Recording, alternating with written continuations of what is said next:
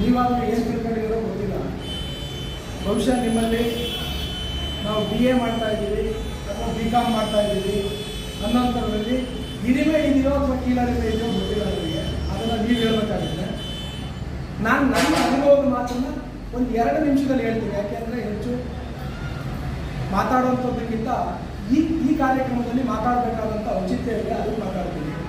ಇಲ್ಲಿ ನಿಮ್ಮ ಮುಂಭಾಗದಲ್ಲಿ ಇಲ್ಲಿ ಕೂತಿದ್ದಾರೆ, ಇಲ್ಲಿ ಲೆಕ್ಚರರ್ಸ್ ಕೂತಿದ್ದಾರೆ, ಇಲ್ಲಿ ನಾವು ಇಲ್ಲೊಬ್ಬರು ಲಾಯರ್ ಕೂತಿದ್ದಾರೆ, ನಾನೊಬ್ಬ ಗೌರ್ಮೆಂಟ್ ಅಫಿಷಿಯಲ್ ಕೂತಿದ್ದೀನಿ, ಇವರೊಬ್ಬರು ಶಿಕ್ಷಣ ಸಂಸ್ಥೆ ನಡೆಸ್ತಾ ಇರ್ತಕ್ಕಂಥ ಸಂಸ್ಥಾಪಕರಿದ್ದಾರೆ, ಮಾಧ್ಯಮ ಮಿತ್ರರಿದ್ದಾರೆ.